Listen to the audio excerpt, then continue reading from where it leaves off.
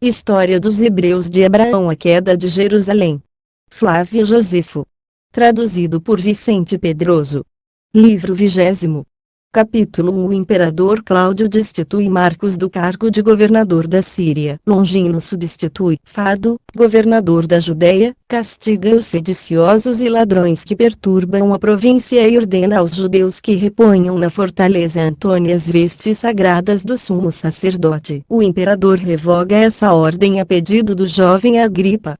833. Depois da morte do rei Agripa, o Grande, de que acabamos de falar no livro precedente, o imperador Cláudio, para honrar a sua memória e manifestar o quanto o havia amado, tirou de Marcos o governo da Síria, como este mesmo lhe havia muitas vezes solicitado, e o entregou a Longino. 834. Nesse mesmo tempo, Fado, que havia sido nomeado para a Judéia, foi exercer o cargo. Existia então uma séria polêmica entre os judeus que habitavam além do Jordão e os de Filadélfia, com relação aos limites da aldeia de Mia, cujos habitantes eram de temperamento guerreiro. Os judeus haviam pegado em armas sem o consentimento de seus magistrados e matado vários dentre os de Filadélfia. Ele ficou tão irritado ao vê-los querendo fazer justiça por si mesmos, sem esperar o seu parecer, que depois de mandar prender Aníbal, Arerão e Eleazar, os principais autores da sedição, condenou à morte o primeiro e exilou os outros dois. 835. Algum tempo depois, mandou também prender Ptolomeu, chefe dos ladrões que tantos males haviam causado aos idumeus e aos árabes. Condenou-o à morte e expurgou assim toda a Judéia desses inimigos da segurança pública. Reuniu depois os sacerdotes e os maiorais de Jerusalém para ordenar-lhes,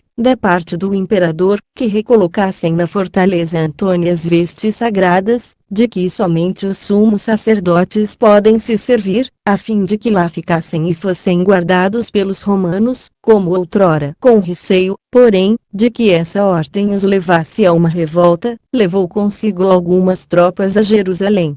Os sacerdotes e os que os acompanhavam não ousaram contestar a ordem, mas rogaram a Longino e a Fado que lhes fosse permitido enviar embaixadores ao imperador com uma petição para que a guarda da veste sacerdotal permanecesse com eles e que nada se mudasse enquanto aguardavam a resposta. Eles foram atendidos, sob a condição de que deixassem os filhos como reféns, no que eles concordaram sem dificuldade. Depois disso, partiram os embaixadores, e o jovem Agripa, filho do rei Agripa, o Grande, que ainda estava em Roma, ao saber o motivo que os levava até ali, rogou ao imperador que consentisse naquele pedido e enviasse mensagem a Fado. Cláudio mandou vir os embaixadores e disse-lhes que concedia o que eles desejavam, mas que agradecessem a Agripa, pois era em consideração a ele e ao seu pedido que lhes outorgava aquela graça.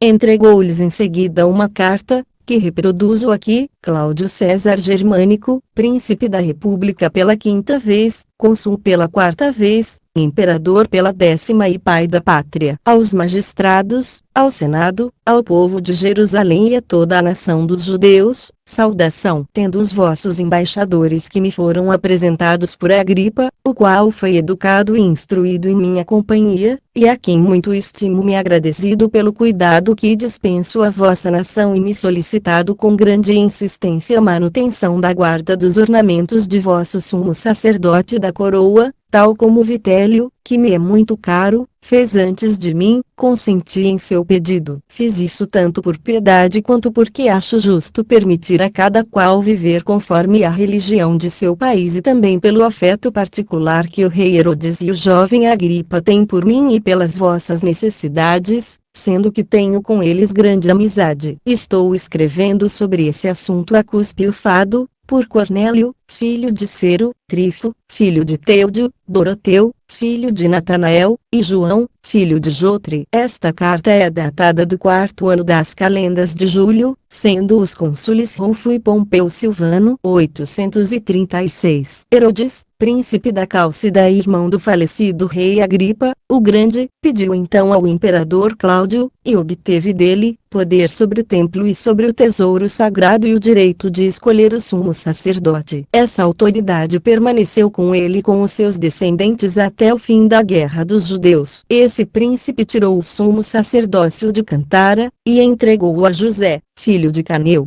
Capítulo 2. Isate, rei dos Adiabenianos, e a rainha Helena, sua mãe, abraçam a religião dos judeus. Sua excelsa piedade e grandes feitos desse príncipe que Deus protege visivelmente. Fado, governador da Judéia, manda castigar um homem que enganava o povo e os que o tinham seguido.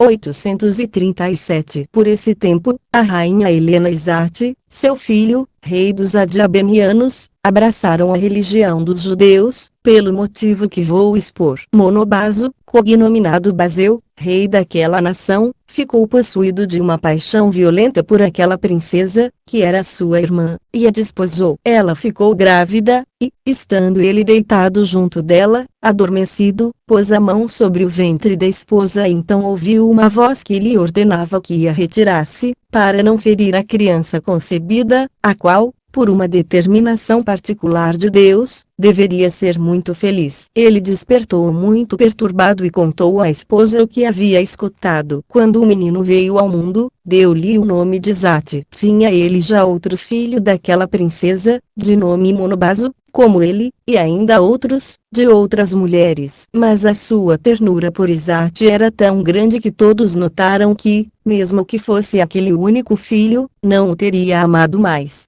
O grande amor do rei por Isate causou inveja aos outros irmãos. Eles não se conformavam que o pai o preferisse, e Monobaso não podia se mostrar descontente pelo fato de eles estarem manifestando um sentimento que não provinha de malícia, mas somente do desejo que cada qual possuía de ocupar o primeiro lugar no seu coração. Para livrar Isate do perigo que a ira de seus irmãos dava motivo para temer, enviou-o com ricos presentes a Bemerique, rei de Spazim, confiando-lhe a sua proteção. Esse príncipe recebeu-o muito bem e teve por ele grande afeto, tanto que lhe deu em casamento a princesa Samacho, sua filha, bem como uma província de grande rendimento.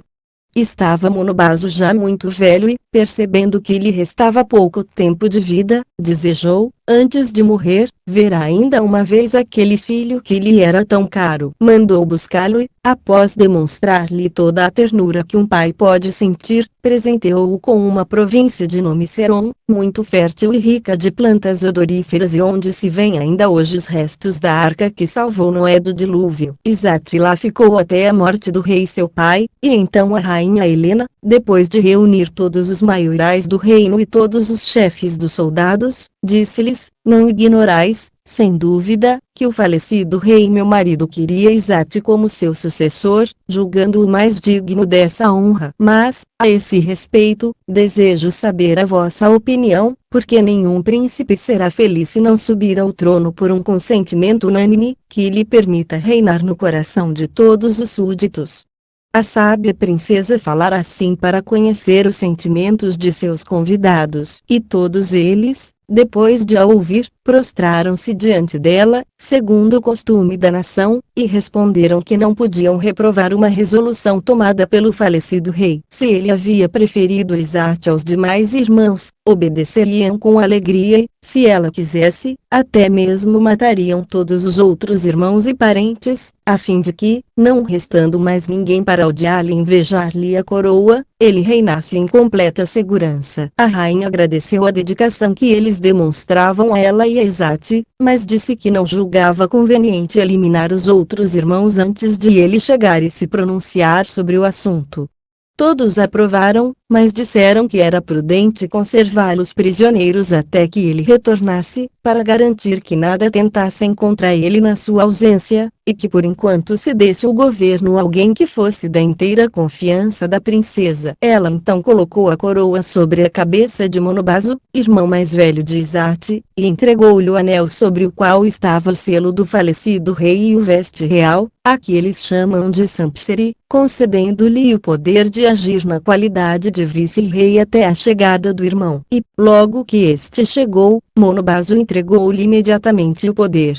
Antes de sua ascensão ao trono, Isate morava no castelo de Spazim, e um negociante judeu, de nome Ananias, iniciara algumas damas de corte no conhecimento do Deus verdadeiro e as persuadia a prestar-lhe o mesmo culto que os judeus. Por meio delas, conseguiu aproximar-se de Isate e inculcou-lhe os mesmos sentimentos. Assim, quando o rei seu pai mandou chamá-lo para vê-lo antes de morrer, Isate obrigou Ananias a acompanhá-lo na viagem. Aconteceu que naquele mesmo tempo um outro judeu instruíra também a rainha Helena na nossa religião. Isate, já embebido pelo espírito de piedade e feliz por ter sido escolhido para rei por consentimento unânime, não se agradou em ver os irmãos e parentes encarcerados. Julgou que seria crueldade matá-los ou conservá-los na prisão, mas temia que, se os pusessem em liberdade, eles procurassem vingar a injúria recebida. Para equilibrar os dois extremos, enviou uma parte deles, com os filhos, para Roma, entregando-os como reféns ao imperador Cláudio, e a outra parte, sob a mesma condição, enviou Artabano, rei dos partos. Quando esse virtuoso príncipe soube que a rainha sua mãe estava também, como ele, afeiçoada à religião dos judeus, achou por bem não protelar mais o seu desejo de professá-la. E, como sabia que ninguém pode ser verdadeiramente judeu sem se circuncidar, dispôs-se a fazê-lo. Mas a princesa, ao saber disso, procurou demovê-lo de seu intento, fazendo com que atentasse para o perigo a que se iria expor, pelo descontentamento que suscitaria entre os súditos, os quais nunca iriam admitir que ele abraçasse uma religião estrangeira e nem aceitariam um judeu como rei. Esses argumentos contiveram o seu ímpeto, e, quando ele relatou a Ananias o que ela dissera, declarou-lhe também que o despediria se não o fizesse. Ananias então quis se afastar, pois temia ser castigado, já que era o orientador do rei naquela questão, acrescentando que não era necessário que ele se circuncidasse para servir a Deus e prestar-lhe o culto que a religião dos judeus obrigava, porque a adoração a Deus era de natureza superior à da circuncisão. E, se era para evitar que os seus súditos se revoltassem, ele sem dúvida seria perdoado por não cumprir aquele ritual. Assim, Ananias confirmou o que a rainha dissera ao rei, e este ficou convencido, mas não de todo. Algum tempo depois, veio da Galiléia outro judeu, de nome Eleazar, que era muito instruído nas coisas da nossa religião. Quando foi saudar o rei, encontrou-o a ler os livros de Moisés e disse-lhe: ó rei, acaso ignorais a injúria que cometeis contra a lei e contra o próprio Deus? Julgais que é suficiente conhecer os seus mandamentos, sem pô-los em prática? Quereis ficar para sempre incircunciso? Se não sabeis ainda que a lei ordena a circuncisão, lede-a, e vereis que grande pecado é negligenciá-la. O rei ficou tão impressionado com essas palavras que, sem mais delongas, retirou-se a um quarto, mandou chamar um cirurgião e assim foi circuncidado. Logo depois, mandou chamar a rainha sua mãe Ananias e contou-lhes o que fizera. O terror tomou conta deles, porque temiam que os súditos, não querendo ser governados por um príncipe de uma religião contrária à deles, se revoltassem e lhe tirassem o reino. Temiam também por eles mesmos, pois haviam inspirado nele aqueles sentimentos. Mas Deus não somente livrou esse religioso príncipe de todos os perigos de que parecia estar ameaçado, como livrou também os seus filhos no momento em que as coisas pareciam mais desesperadas. Deus mostrou que todos os que põem nele a sua confiança e são piedosos podem esperar dele todas as coisas, como a continuação desta história irá mostrar.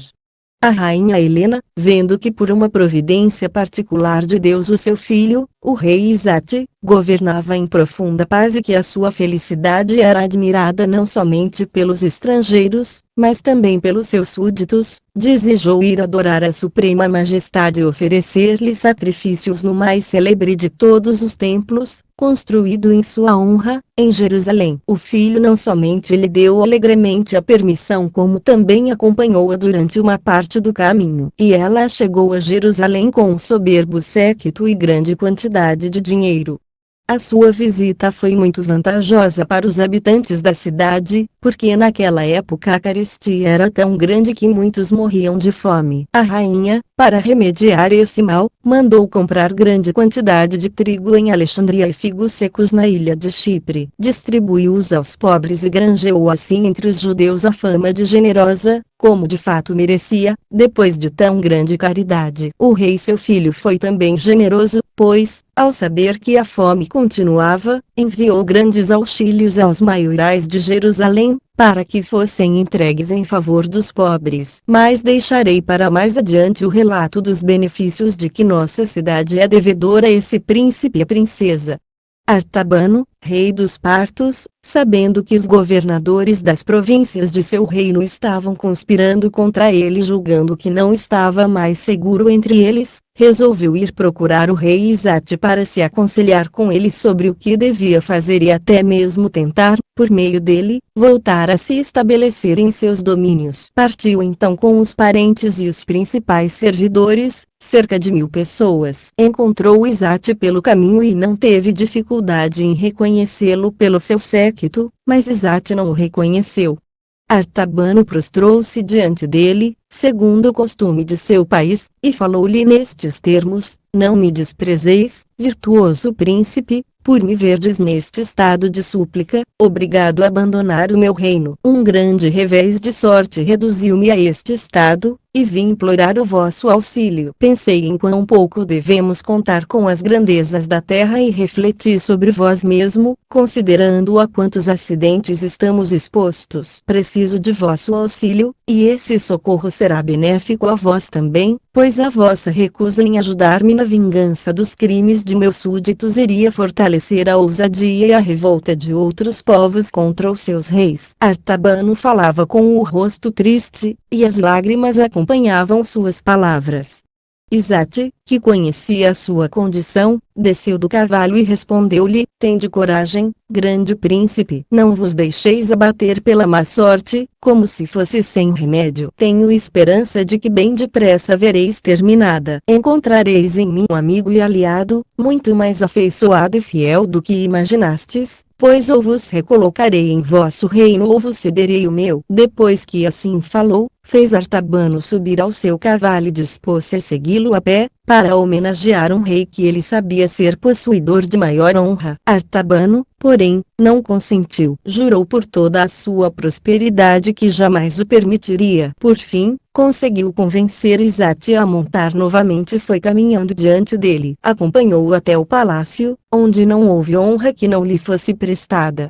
O rei Isate dava-lhe sempre o primeiro lugar nas assembleias e nos banquetes, porque não o considerava no estado em que se encontrava então, mas em sua antiga dignidade, dizia-lhe sabiamente que as mudanças de sorte são comuns a todos os homens. Escreveu em seguida aos maiorais dos partos para exortá-los a voltar à obediência ao seu rei, ao mesmo tempo em que empenhava sua palavra, com promessa de confirmá-la por juramento, se eles o desejassem, na garantia de que aquele príncipe esqueceria todo o passado. Eles responderam que gostariam de atendê-lo, mas que isso já não estava em seu poder, porque haviam entregado a coroa a Sinamo e não a poderiam tomar de volta sem suscitar uma guerra civil. Sinamo veio a saber o que se passava e ficou comovido ao ser informado das intenções de Artabano, porque havia sido educado com ele e conhecia a sua generosidade. Desse modo, escreveu-lhe dizendo que ele podia, sob a sua palavra, voltar com toda a segurança e que até mesmo estavam pedindo que o fizesse. Quanto a ele, Sinamo, de todo o coração lhe colocaria na mão o cetro com que havia sido honrado. Artabano não teve dificuldade em confiar nele. Partiu, e Sinamo veio recebê-lo, o qual, prostrando-se diante dele, saudou-o como rei e tirou a coroa da cabeça para entregá-la a Artabano, que assim reconquistou o reino, com o auxílio de Isate. As honras que Artabano prestou ao seu ajudador testemunharam a sua gratidão, pois lhe permitiu usar a tiara reta e deitar-se no leito de ouro, o que só pode ser feito pelos reis dos partos, e deu-lhe uma província, chamada Niside, que outrora pertencera ao rei da Armênia, na qual os macedônios haviam construído uma cidade, chamada Antioquia, que mais tarde veio a chamar-se Migdônia. Artabano morreu pouco depois. Vardan, seu filho e sucessor, tentou induzir o rei Isate a se unir a ele para fazer guerra aos romanos, porém não conseguiu persuadi-lo, pois este conhecia muito bem o poder deles para iludir-se com o resultado de tal empresa. E, como Isate havia mandado 5 de seus filhos a Jerusalém para que aprendessem a nossa língua e se instruíssem nos nossos costumes, ao mesmo tempo em que a rainha Helena, sua mãe, fora adorar o verdadeiro Deus, no templo, como dissemos, ele estava mais contido quanto a determinadas alianças. O sábio príncipe fez o que pôde para dissuadir Vardan desse empreendimento, advertindo do fabuloso exército dos romanos e de suas temíveis ações na guerra. Em vez de receber bem essas admoestações, todavia, ele se sentiu ofendido e declarou guerra a Isate. No entanto, Deus, que protegia Isate, assegurou-lhe o seu auxílio. Os partos, quando se convenceram de que ele estava resolvido atacar os romanos, mataram-o e puseram Gotarso, seu irmão, no lugar dele. Algum tempo depois, esse rei também foi morto à traição, e Vologeso, seu irmão, substituiu-o. Esse príncipe, que tinha 2 irmãos do mesmo pai, deu a Pacoro, o mais velho, o reino da Média e a Tiridate, o mais novo, o reino da Armênia. Nesse mesmo tempo, Monobaso, irmão do rei Isate, e seus parentes, vendo que a piedade para com Deus tornava o mais feliz dos príncipes, cogitaram em também abandonar a sua religião e abraçar a dos judeus. Os grandes do país, todavia, vieram a sabê-lo e ficaram muito irados, mas resolveram dissimular, até que se encontrasse uma oportunidade favorável para matá-los. Escreveram a Abia, rei dos árabes, e prometeram-lhe uma grande soma de dinheiro, caso viesse com um grande exército fazer guerra ao seu rei, com a garantia de passarem para o seu lado logo que se iniciasse a batalha, porque estavam resolvidos a castigá-lo pelo desprezo que demonstrara pela religião de seu país. Eles confirmaram a promessa com um juramento e rogaram-lhe insistentemente que se apressasse.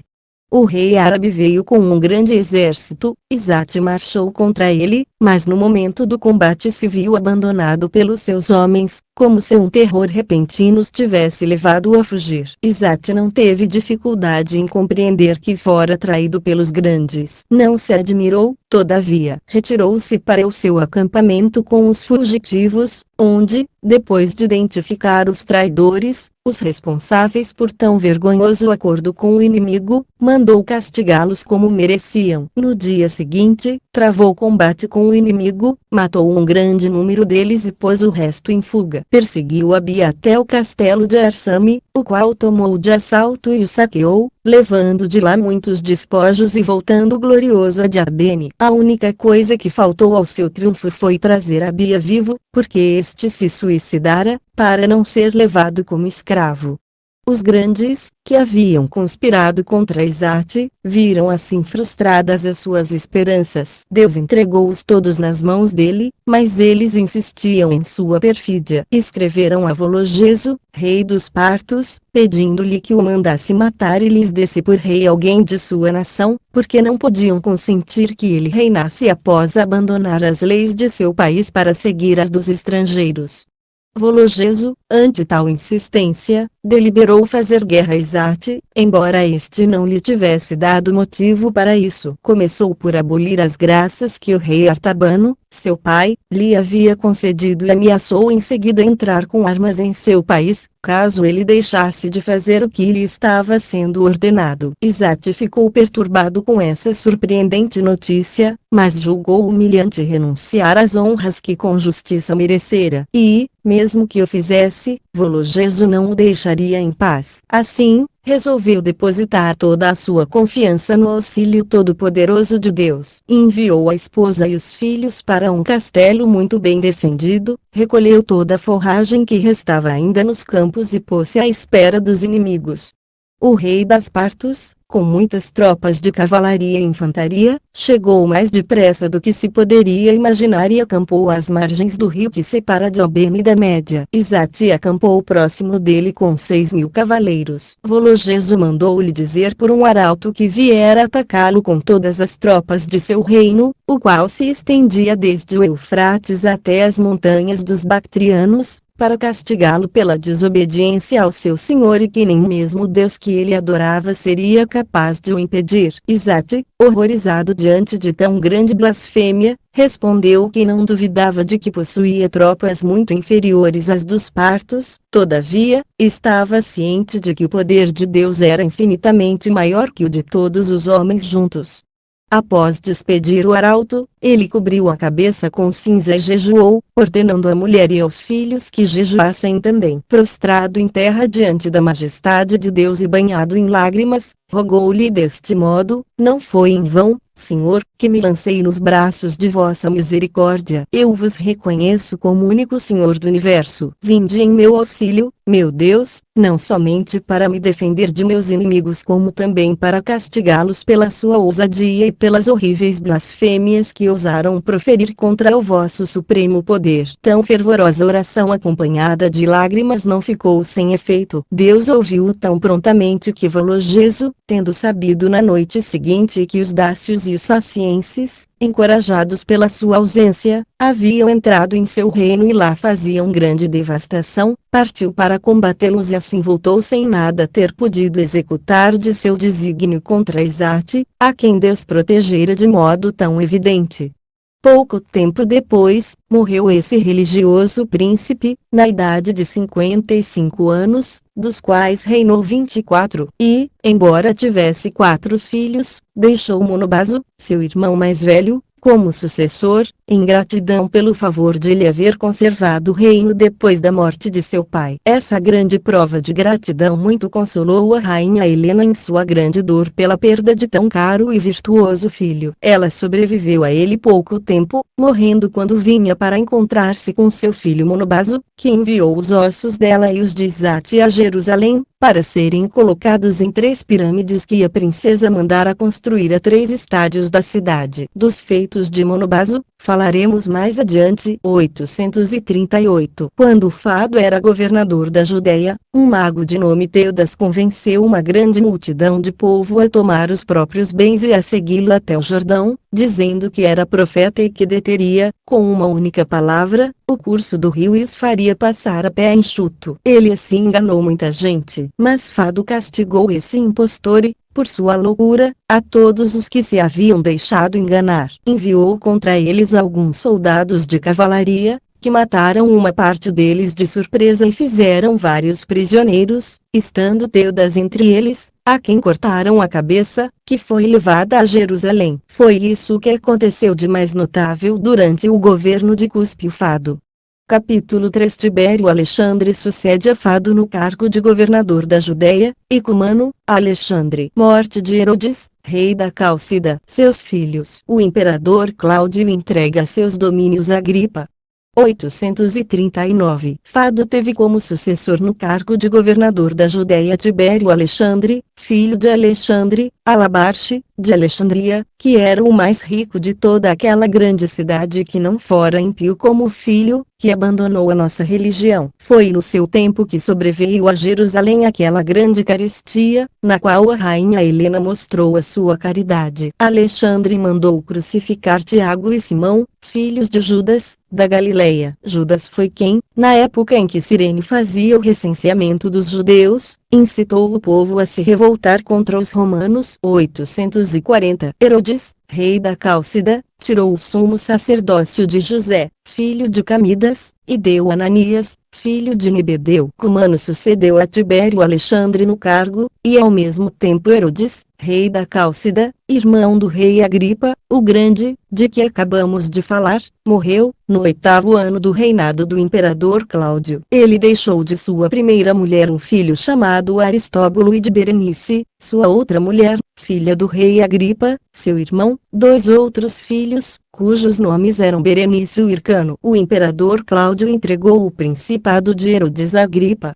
Durante a administração de Cumano, houve uma grande revolta em Jerusalém, que custou a vida a vários judeus, mas primeiro vou descrever as circunstâncias que levaram a ela. Capítulo 4. Horrível insolência de um soldado das tropas romanas causa em Jerusalém a morte de 20.000 judeus. Insolência de outro soldado. 841. Aproximava-se a festa da Páscoa, na qual os judeus só comem pão sem fermento, e uma grande multidão de povo acorria de todos os lados. Cumano, para impedir que houvesse alguma desordem, colocou uma companhia de soldados para montar guarda à porta do templo, como sempre fizeram os seus predecessores em semelhantes ocasiões. No quarto dia da festa, porém, um soldado teve a insolência de pôr a descoberto, diante de todos, o que o pudor e a educação obrigam a esconder. Tão horrível disfarçatez irritou de tal modo o povo, que todos começaram a clamar que não era somente aos judeus que ele injuriava, mas ao próprio Deus, e os mais exaltados começaram a ofender Cumano, dizendo que fora ele quem mandara ao soldado cometer tamanha impiedade.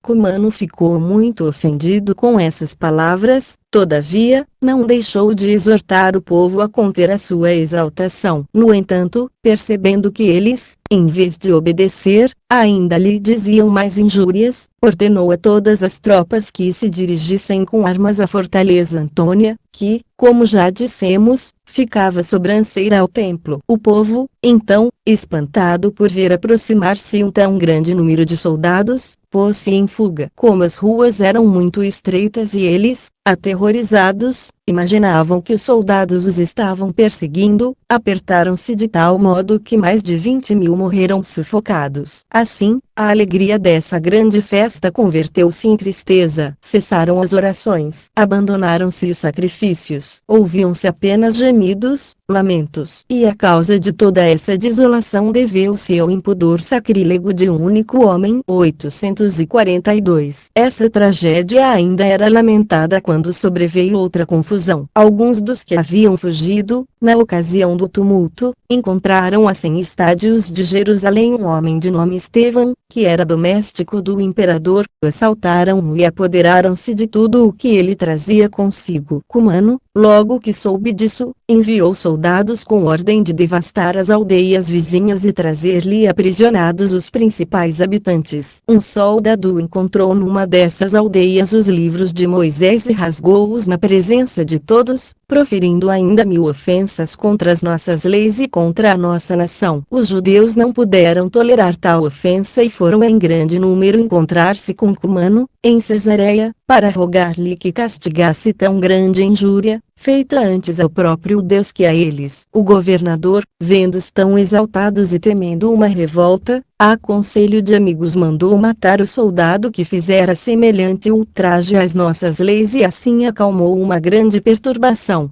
Capítulo 5. Grande dissensão entre os judeus da Galileia e os samaritanos, que subornam Cumano, governador da Judeia. Quadrato, governador da Síria, mandam a Roma com Ananias, sumo sacerdote, e vários outros para se justificar perante o imperador. O imperador condena os samaritanos, envia Cumano ao exílio e nomeia Félix governador da Judeia. Entrega Agripa a tetrarquia que fora de Filipe, bem como Batanea, Traconites e Abila, e tira-lhe a Cálcida. Casamento das irmãs de Agripa. Morte do imperador Cláudio. Nero sucede-o no império. Ele entrega a pequena Armênia a Aristóbulo, filho de Herodes, rei da Cálcida, e a Agripa concede uma parte da Galileia, Tiberíades, Tariqueia e Juliada. 843. Aconteceu nesse mesmo tempo uma grande divergência entre os samaritanos e os judeus, pelo fato que vou narrar. Os judeus que, nos dias de festa solene, vinham da Galileia a Jerusalém costumavam passar pelas terras de Samaria.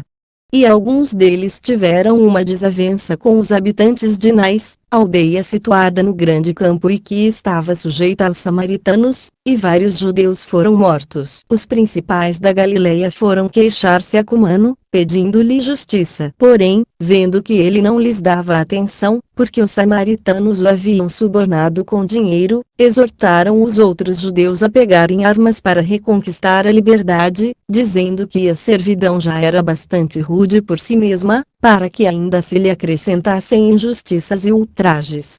Os magistrados esforçaram-se para acalmá-los, prometendo-lhes obrigar Cumano a castigar os autores dos assassinatos, mas eles não os quiseram escutar. Tomaram então as armas e chamaram em seu auxílio Eleazar, filho de Dineu, que havia muitos anos se entregara ao roubo, escondia-se nas montanhas, devastando e incendiando as aldeias dependentes de Samaria. Cumano, apenas o soube, marchou contra eles com a cavalaria de Sebaste, 4 cortes e numerosos samaritanos, matando vários deles e fazendo muitos prisioneiros.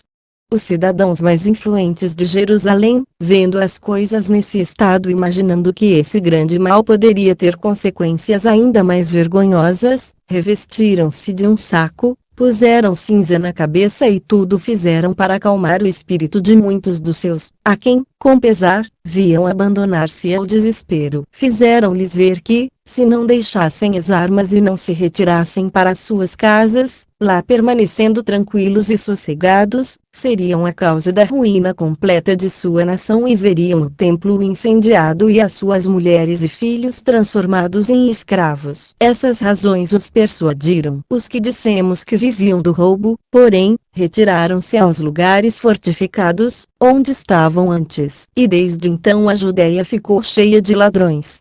Os mais ilustres dos samaritanos foram em seguida à cidade de Tiro procurar Numídio o Quadrato, governador da Síria, para lhe pedir que fizesse justiça contra os judeus que devastavam as suas terras e incendiavam as suas aldeias. Disseram-lhe que, por maior que fosse o prejuízo que estivessem tomando, não lhes era isso tão penoso quanto o descaso que o povo fazia do poder dos romanos. E tocava somente a ele julgar as desordens que se sucediam nas províncias a ele sujeitas. Eles não podiam tolerar que a nação judaica agisse como se o império não tivesse governadores que pudessem manter autoridade. Os judeus disseram, em resposta, que os samaritanos é que haviam sido a causa daquela sedição e do morticínio que se sucedera em seguida e que Cumano era mais culpado que qualquer outro, porque, em vez de castigá-los, se deixara subornar pelos presentes que deles recebera.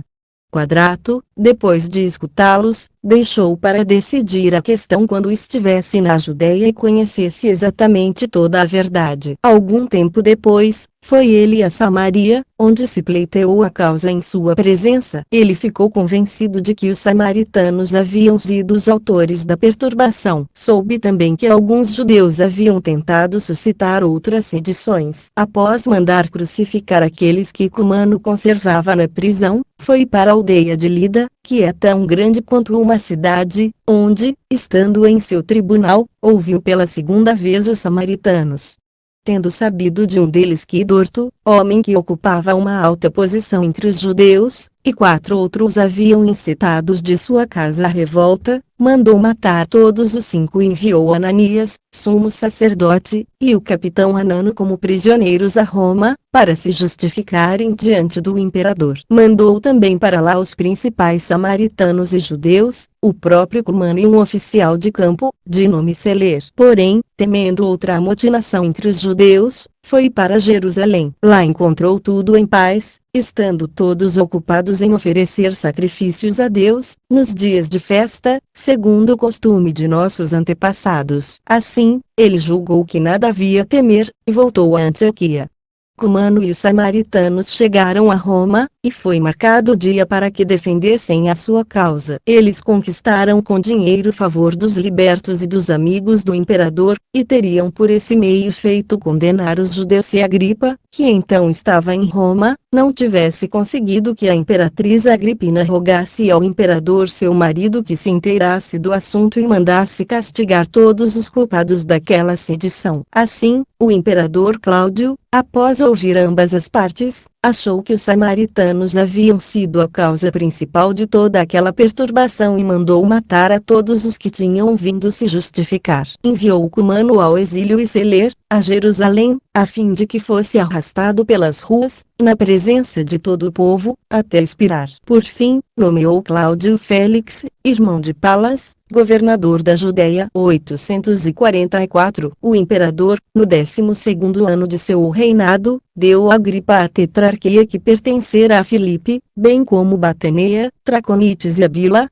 que integrara a tetrarquia de Lísias, mas tirou-lhe a Cálcida, que governara por 3 ou 4 anos. Agripa, depois desses favores recebidos de Cláudio, casou sua irmã Drusila com Aziza, rei de Emesa, que se fizera judeu, pois antes ela fora prometida a Epifânio, filho do rei Antíoco, ante a palavra de que ele abraçaria nossa religião. Como ele não a cumpriu, deu-se então motivo para o rompimento do contrato. Quanto a Mariana, uma outra de suas irmãs desposou Arquelau, filho de Cheucias, ao qual havia sido prometida pelo rei Agripa, o Grande, seu pai, e desse casamento nasceu uma filha, de nome Berenice. Pouco tempo depois, Drusila abandonou o rei Aziza, seu marido, o que se deu por este motivo, sendo ela a mais bela mulher de seu tempo. Félix, governador da Judéia, de quem acabamos de falar, apenas a viu e concebeu por ela uma violenta paixão, chegando a propor-lhe, por meio de um judeu de nome Simão, Cíprio de nascimento, muito seu amigo e perito em magia, que abandonasse o marido para desposá-lo, prometendo torná-la a mulher mais feliz do mundo. Ela, agindo com imprudência, e também para ser livrar do tormento que Berenice, sua irmã, lhe causava por invejar a sua beleza, consentiu na proposta e não teve receio de abandonar, por esse motivo, a sua religião. De Félix, ela teve um filho chamado Agripa, que morreu ainda jovem, com sua mulher, na erupção do Vesúvio, sob o reinado de Tito, como diremos a seu tempo.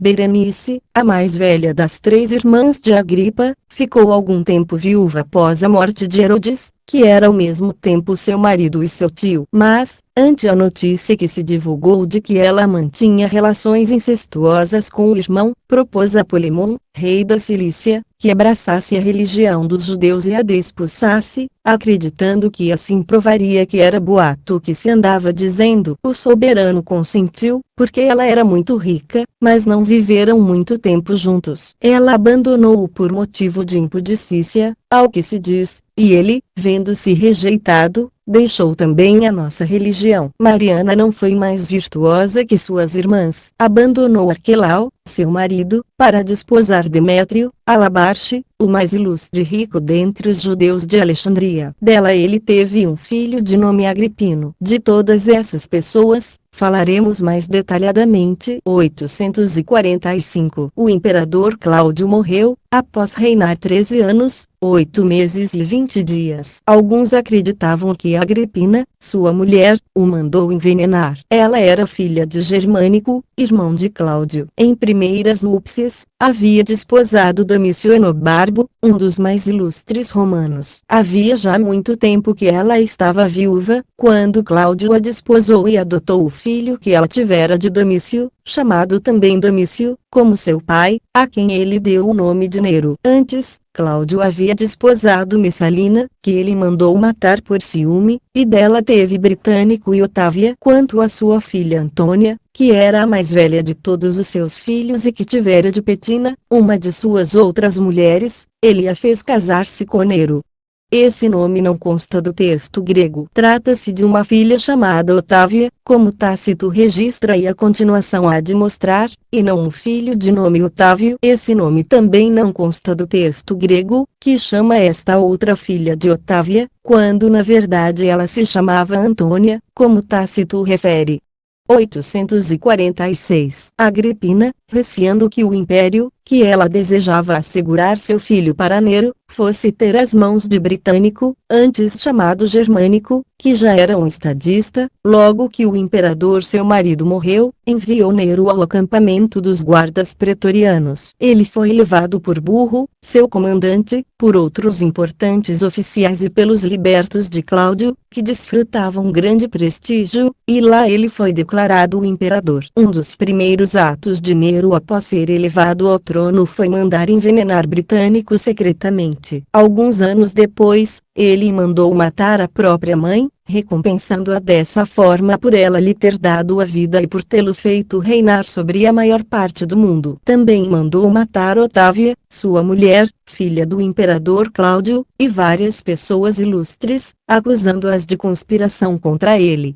Não entrarei em detalhes porque não faltam historiadores que escrevam sobre os feitos desse príncipe, sendo que alguns falaram em seu favor pelo fato de ele lhes haver concedido benefícios e outros, sem temer, como os primeiros, ferir a verdade, denegriram a sua memória de maneira ultrajosa devido ao ódio que tinham por ele. Mas não me admiro, pois aqueles que escreveram a história dos imperadores precedentes agiram do mesmo modo, embora, vindo muito tempo depois deles, não pudessem ter motivos para amá-los ou para odiá-los. Quanto a mim, que estou resolvido a jamais me afastar da verdade, contentar-me-ei em tocar somente de passagem naquilo que interessa ao meu assunto. Só tratarei em particular o que diz respeito à nossa nação, sem dissimular as faltas que cometemos ou os males que nos aconteceram. Precisamos agora retomar a continuação de nossa história. 847. Aziza, rei de Emesa, morreu no primeiro ano do reinado de Nero. Seu irmão sucedeu. Nero entregou a pequena Armênia a Aristóbulo, filho de Herodes, rei da Cálcida. A Agripa, concedeu uma parte da Galileia. Foi seu desejo também que Tiberíades e Tariqueia lhe fossem sujeitas, e igualmente Juliada, que está além do Jordão, e seu território, que consta de 14 aldeias.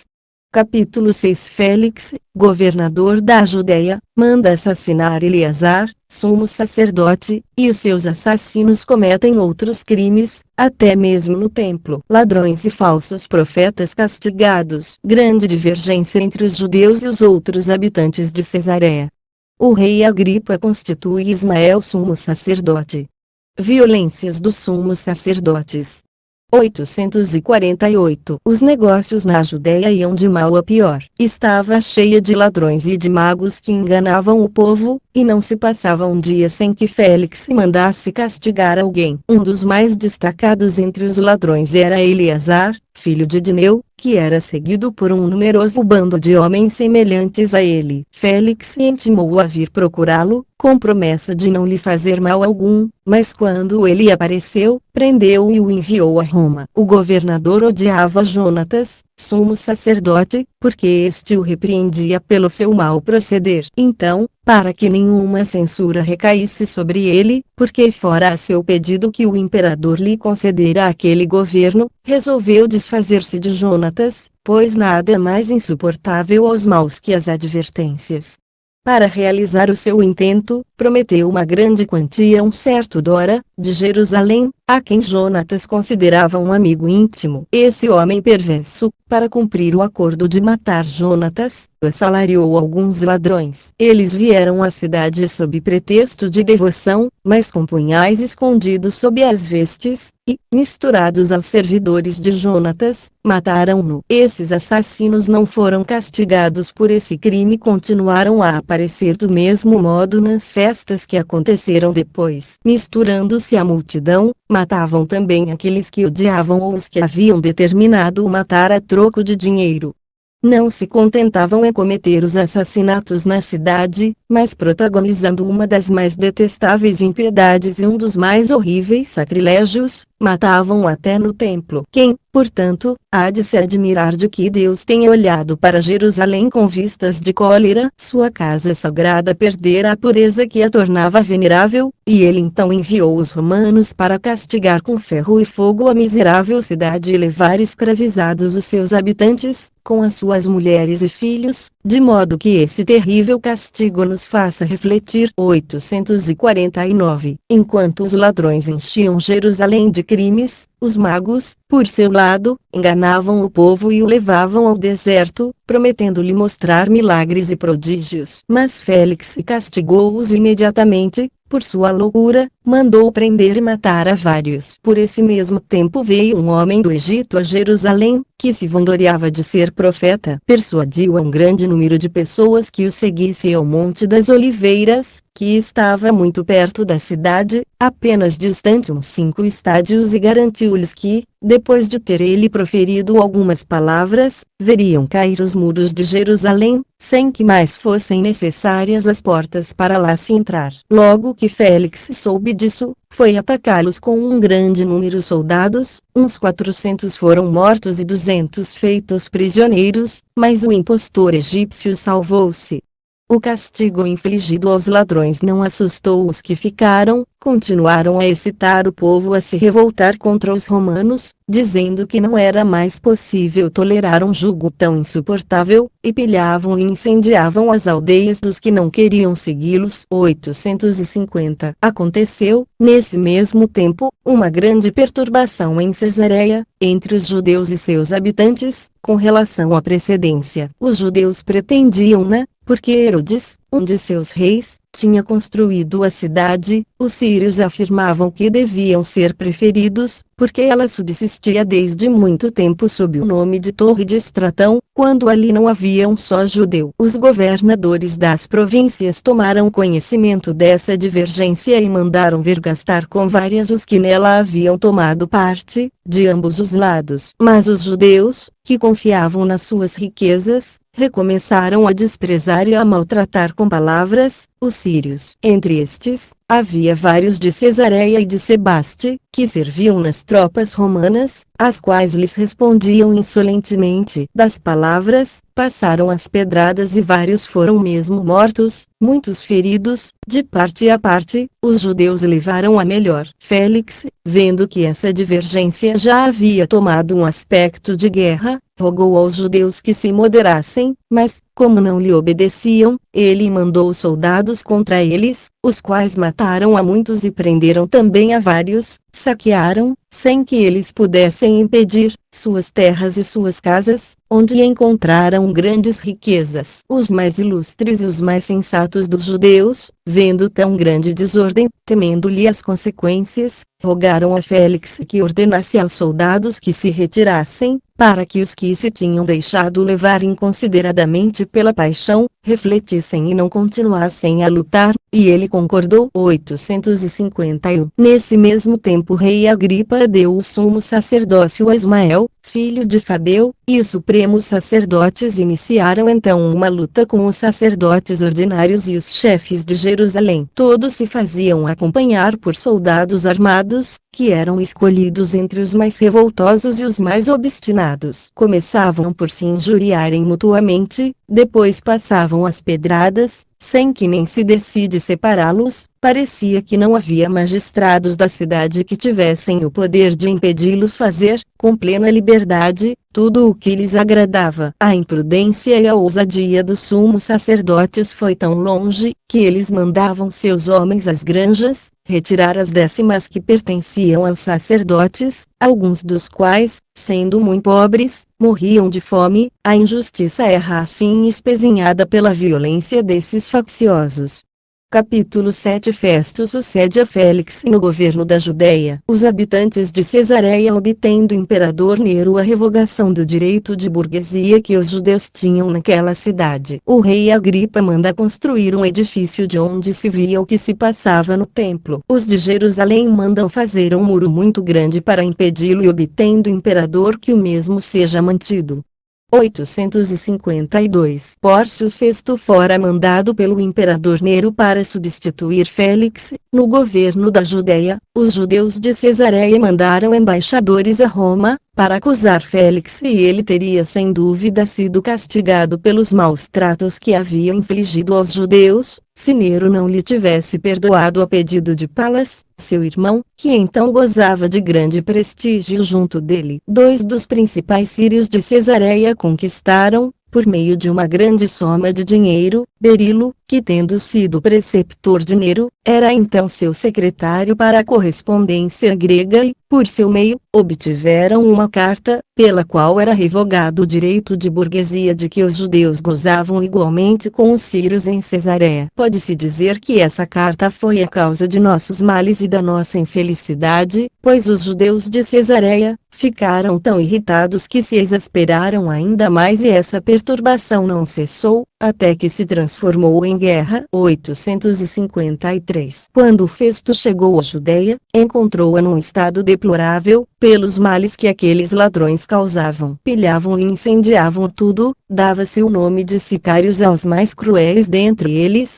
cujo número era bem grande porque eles usavam espadas curtas como as dos persas, e recurvas, como punhais que os romanos chamam de siques. Espalhavam crimes por todos os lugares, misturando-se, como dissemos, nos dias de festa, com o povo que vinha de todas as partes a Jerusalém. Por devoção, matavam impunemente a quem lhes parecia. Atacavam mesmo as aldeias daqueles que odiavam, saqueavam-nas e as incendiavam. 854 Um impostor, que tinha ofício de mago, levou grande quantidade de homens com ele, para o deserto, prometendo livrá-los de toda a sorte de males. Festo mandou contra eles a cavalaria e a infantaria, que os dizimaram. 855 O rei Agripa mandou então construir um grande edifício perto do pórtico do Palácio Real de Jerusalém, que era obra dos príncipes asmoneus. Como aquele lugar era muito elevado, o panorama era belíssimo, pois de lá se descortinava toda a cidade e Agripa podia ver, do seu quarto, tudo o que se fazia no interior do templo. Os chefes de Jerusalém ficaram muito descontentes com isso, porque nossas leis não permitem ver o que se passa no templo e, principalmente, no momento dos sacrifícios. Para impedi-lo, eles mandaram construir acima das muralhas que estavam na parte interior do mesmo, do lado do ocidente, um muro tão alto que nada mais se podia ver, do quarto do rei, não somente o que estava em frente, mas também nas galerias, de fora do templo, do lado do ocidente, onde os romanos montavam guarda nos dias de festa, para a conservação do templo. Agripa ficou muito ofendido, e Festo, ainda mais. Ele ordenou-lhes que derrubassem o muro, mas os judeus rogaram-lhe que permitisse recorrer ao imperador, porque a morte lhe seria mais suave do que ver destruir-se uma parte do templo. Ele lhes permitiu. Foram então mandados a Roma, 10 dos mais ilustres habitantes, com Israel, sumo sacerdote, e Xeleas, guarda do sagrado tesouro. Nero escutou-os e a imperatriz Popeia, sua mulher, que era piedosa, empenhou-se em seu favor, perante o marido, não somente lhes perdoou o que haviam feito, mas concedeu-lhes que o muro, que tinham feito construir, fosse conservado. A princesa mandou regressar os 10 embaixadores e reteve como refém somente Xeleas e Ismael. O rei Agripa deu em seguida o sumo sacerdócio a José, cognominado Cabi, filho de Simão, sumo sacerdote.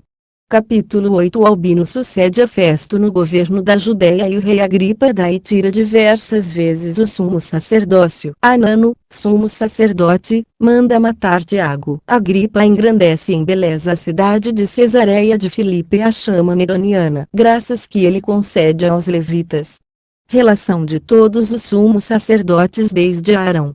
856 Morrendo Festo, Nero deu o governo da Judéia a Albino e o rei Agripa tirou o sumo sacerdócio de José para dá-lo a Anano. Anano, o pai, foi considerado como um dos homens mais felizes do mundo, Pius gozou quanto que os dessa grande dignidade teve 5 filhos que a possuíram também depois dele, o que jamais aconteceu a qualquer outro. Anano, um dos de que nós falamos agora, era homem ousado e empreendedor, da seita dos saduceus, que, como dissemos, são os mais severos de todos os judeus e os mais rigorosos nos julgamentos. Ele aproveitou o tempo da morte de Festo, Albino ainda não tinha chegado, para reunir um conselho, diante do qual fez comparecer Tiago, irmão de Jesus, chamado Cristo, e alguns outros, acusou-os de terem desobedecido às leis e os condenou ao apedrejamento. Esse ato desagradou muito a todos os habitantes de Jerusalém, que eram piedosos e tinham um verdadeiro amor pela observância de nossas leis. Mandaram secretamente pedir ao rei Agripa que ordenasse a Anano, nada mais fazer de semelhante, pois o que ele fizera, não se podia desculpar. Alguns deles foram à presença de Albino, que então tinha partido de Alexandria, para informá-lo do que se havia passado e dizer-lhe que Anano não podia nem devia ter reunido aquele conselho sem sua licença. Ele aceitou estas desculpas e escreveu a Anano, encolerizado, ameaçando mandar castigá-lo. Agripa, vendo-o tão irritado, tirou-lhe o sumo sacerdócio, que exercera somente durante 4 meses, e a deu a Jesus,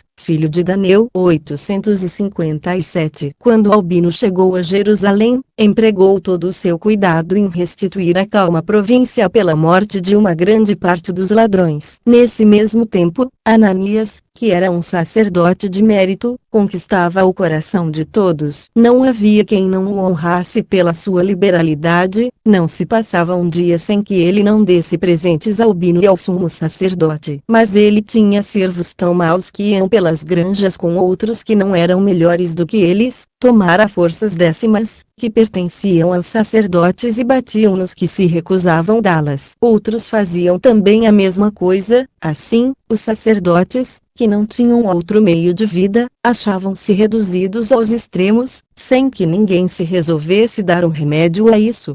Durante uma festa, esses assassinos de que acabamos de falar, entraram à noite na cidade e prenderam o secretário de um oficial do exército, que era filho do sacerdote Ananias, amarraram-no, levaram-no e mandaram dizer ao pai dele que o soltariam, desde que obtivesse de Albino a liberdade de 10 dos seus companheiros, que estavam presos. Esse plano deu resultado. Albino, vendo a necessidade em que Ananias se encontrava de lhe fazer esse pedido, concedeu-lhe. Isso foi causa de muitos males, porque os ladrões sempre encontravam novos meios de apanhar parentes de Ananias e só os restituíam com semelhantes trocas. Assim, seu número cresceu ainda mais, sua ousadia aumentou também na mesma proporção e 1000 males eles causavam a toda a província. 858. O rei Agripa aumentou a cidade de Cesareia de Felipe e a chamou de Neroniana, em homenagem a Nero. Mandou também construir em Berita um magnífico teatro, onde dava todos os anos espetáculos ao povo, mandou distribuir trigo e óleo aos habitantes, e, para embelezar a cidade, mandou levar a maior parte de tudo o que havia de mais raro no resto de seu reino, para lá, bem como uma grande quantidade de excelentes estátuas dos maiores personagens da antiguidade. Tal magnificência tornou odioso aos seus súditos, porque eles não podiam tolerar que ele despojasse suas cidades dos seus mais belos ornamentos, para embelezar uma cidade estrangeira. 859. Ele tirou ainda o sumo sacerdócio de Jesus, filho de Daneu, para dá-lo Jesus, filho de Gamaliel. Mas como ele não a deixou de boa vontade, produziu-se entre eles uma grande divergência. Eles faziam-se acompanhar de homens armados, chegavam frequentemente às injúrias e das injúrias, aos fatos. 860. Ananias continuava a ser o mais ilustre dos sacerdotes, quer por suas grandes riquezas, quer pela sua liberalidade, que lhe granjeava,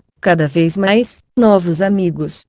Costobaro e Saul tinham conseguido um grande número de soldados e, como eram de sangue real e parentes do rei, tornaram-se ilustres, mas eram violentos e sempre prontos a oprimir os mais fracos. Foi então que começou a ruína da nossa nação, pois as coisas iam de mal a pior. 861. Quando Albino soube que Gécio Floro vinha para substituí-lo, pareceu querer obsequiar os habitantes de Jerusalém. Assim, mandou trazer todos os prisioneiros, condenou à morte todos os que realmente eram culpados de crime capital, mandou para a prisão os que lá tinham sido postos por faltas leves e depois lhes deu a liberdade, a troco de dinheiro. Assim esvaziou as prisões, e ao mesmo tempo todo o país ficou cheio de ladrões. 862. Os da tribo de Levi, cuja função era cantar hinos em louvor a Deus, obtiveram do rei Agripa, que determinasse em seu conselho, que eles poderiam usar a estola de linho, o que só era permitido aos sacerdotes. Disseram-lhe para isso que, tendo jamais gozado daquela graça, ser-lhe-ia glorioso conceder-lhe. Mas ele permitiu ao mesmo tempo a outra parte da tribo, que era empregada no serviço do templo, que também entoasse, como os demais, hinos e cânticos. Todas essas coisas eram contrárias às nossas leis e jamais foram violadas sem que Deus lhes desse um severo castigo. 863. As obras do templo, então, estavam terminadas. Assim, 18.000 operários que ali eram empregados e pagos pontualmente, ficaram sem trabalho. Os habitantes de Jerusalém quiseram dar-lhes uma ocupação e um meio de vida, como eles nada desejavam conservar de todo o sagrado tesouro do templo, para que os romanos dele não se apoderassem, propuseram ao rei Agripa reconstruir a galeria que está do lado do ocidente. Essa galeria estava fora do templo, num profundo vale, tão profundo que seus muros tinham 400 côvados de altura e eram construídos de pedra quadrada, muito branca, de 20 côvados de comprimento e de 6 de grossura, sendo ainda obra de Salomão, que, por primeiro, construíra o templo. Mas Agripa, ao qual o imperador Cláudio tinha encarregado de tudo o que se referia às reparações desse edifício sagrado, considerando a magnitude da empresa, tanto pelo tempo como pela quantidade de dinheiro que seria necessário empregar-se para isso e que, as maiores obras se destroem facilmente, não quis dar-lhes consentimento, mas permitiu-lhes, se o quisessem, mandar pavimentar sua cidade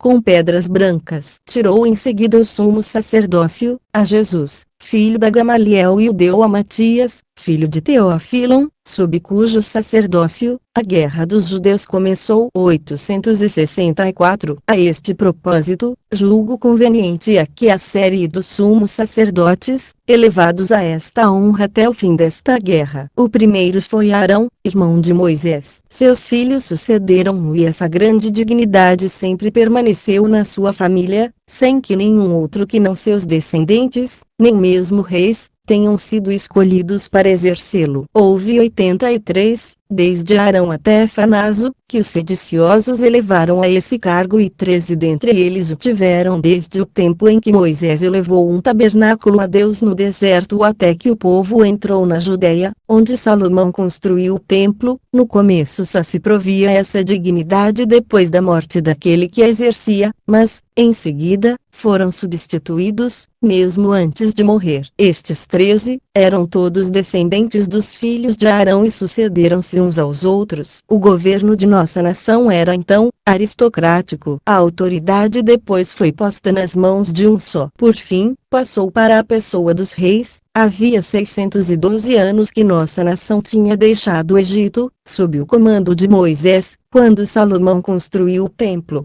18 outros grandes sacerdotes sucederam a estes 13, durante 466 anos, 6 meses e 10 dias, que se passaram sob o reinado dos reis, desde Salomão, até que Nabucodonosor, rei de Babilônia, depois de ter tomado Jerusalém e incendiado o templo, levou o povo escravo para a Babilônia e com eles, Josedeque, sumo sacerdote.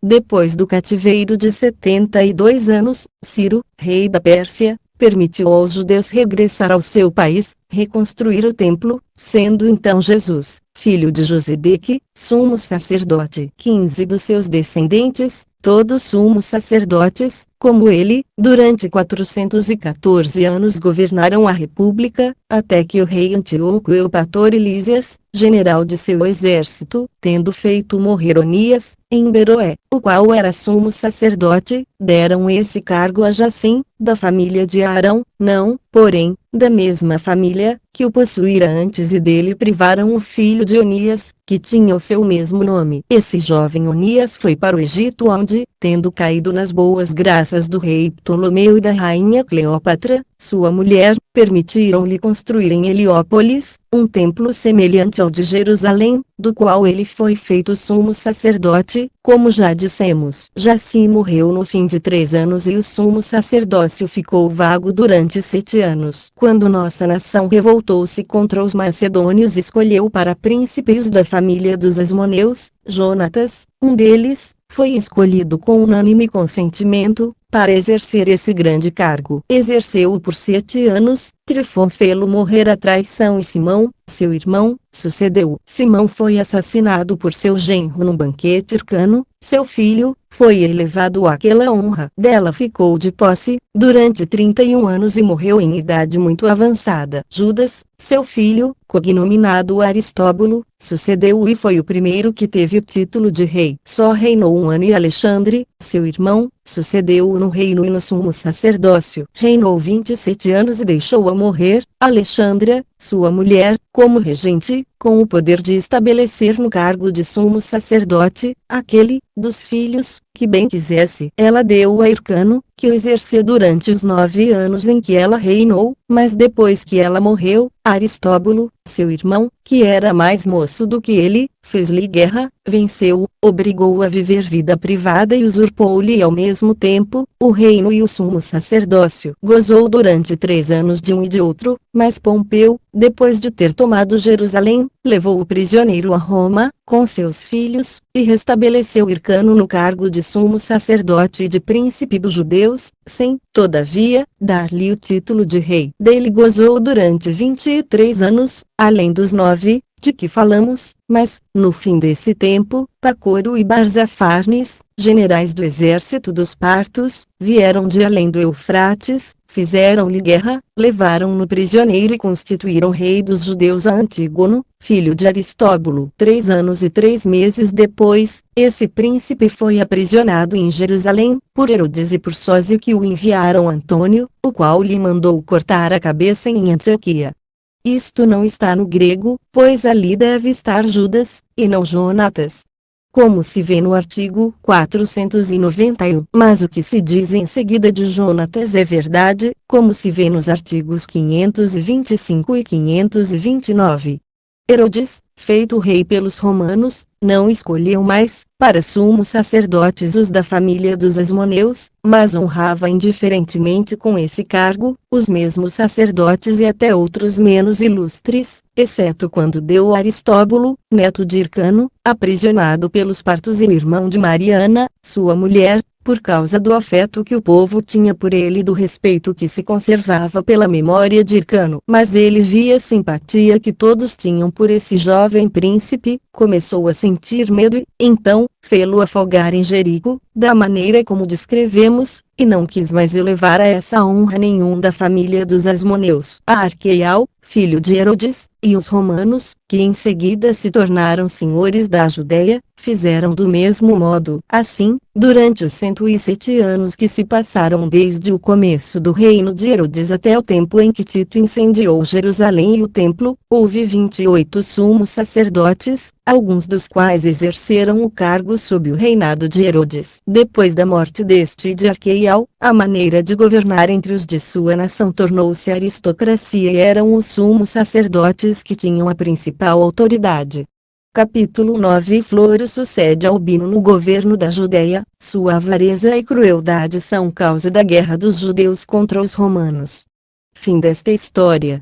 865. Gécio Floro, que era de Clasomene, foi, para a infelicidade de nossa nação, escolhido por Nero para suceder Albino, no governo da Judéia e Cleópatra, sua mulher, que ele levou consigo e que não lhe ficava atrás em maldade, tinha feito obter esse favor por meio da imperatriz Popéia, que tinha muito afeto por ela. Ele abusou tão insolentemente do poder, que muitos vieram a sentir a ausência de Albino, aquele se escondia para fazer o mal, Floro fazia-o por vaidade. Parecia que só fora enviado para fazer triunfar a injustiça e cobrir de ultrajes nossa nação. Seus roubos e suas crueldades não tinham limites, seu coração era insensível à piedade, os grandes lucros não o faziam desprezar os pequenos, de tudo se apoderava, partilhava mesmo dos roubos e vendia aos ladrões a impunidade de seus crimes, a esse preço. Assim, os males que os judeus suportavam iam além de tudo o que se pode imaginar. Eles eram obrigados a abandonar seu país e suas santas cerimônias e fugir para terras estrangeiras. Não havia países, por mais bárbaros que fossem, onde eles não pudessem viver mais tranquilos. Que mais direi? Basta afirmar que Floro nos obrigou a tomar as armas contra os romanos, para perecermos todos juntamente de uma vez, que não uns após outros, separadamente, sobre um governo tão intolerável. Assim, 2 anos depois que esse tirânico governador havia chegado à Judéia, no 12º ano do reinado de Nero, começou essa funesta guerra e os que tiveram a curiosidade de saber tudo o que então se passou em particular, poderão ler a história que nós dela escrevemos. 866. Terminarei aqui, portanto, a das antiguidades de nossa nação, que trata do que se passou, desde a criação do mundo até este 12º ano do reinado de Nero. Podemos ver aí tudo o que aconteceu aos judeus, durante tantos séculos, tanto no Egito, como na Palestina e na Síria, o que eles sofreram sob os assírios e os babilônios, de que modo foram tratados pelos persas e pelos macedônios e, por fim, pelos romanos. Também relatei a série de todos os sumos sacerdotes, durante 2000 anos, todos os feitos de nossos reis e daqueles que, quando não havia mais reis, tiveram a suprema autoridade, segundo o que encontrei escrito nos livros santos, como eu havia prometido no começo desta obra.